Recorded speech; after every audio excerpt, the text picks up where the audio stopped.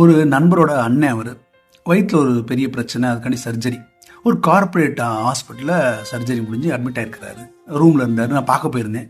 அப்போ அவர் சொன்ன விஷயம், அவர் வந்து சர்வீஸ்லேருந்து ரிட்டையர்ட் ஆனவர், கவர்மெண்ட் சர்வீஸ்லேருந்து. கேம்ப் போவோம் தம்பி, நாங்கள் வெளியூருக்கலாம். மிஞ்சி மிஞ்சி போனால் ஒரு 300 மேக்ஸிமம் 400 தான் நாங்கள் ரூம் ரெண்டு கொடுத்து தங்கியிருக்கிறோம். அதுக்கு மேலே தங்கினது இல்லை. அப்போ ஸ்டார் ஹோட்டலில் என்ன 1500 2000 மேக்ஸிமம் 2500 3000 நல்ல ஸ்டார் ஹோட்டலாம் தங்கலாம், 5 ஸ்டார் ஹோட்டலில் தங்கலாம். பட் நாங்கள் தங்கினதே கிடையாது. இல்லை, நாங்கள் இந்த 300 400 சின்ன சின்ன லாட்ஜ் தங்கிட்டு வந்துடுவோம். நாங்கள் இந்த நோயில் படுத்து கிடக்கிறேன், இந்த ரூம் ரெண்டு தெரியுமா தம்பின்னு கேட்டார். இந்த ஹாஸ்பிட்டலில் தெரியா சார். 6200 ஒரு நாளைக்கு அந்த ஏசி ரூமோட ரெண்ட்.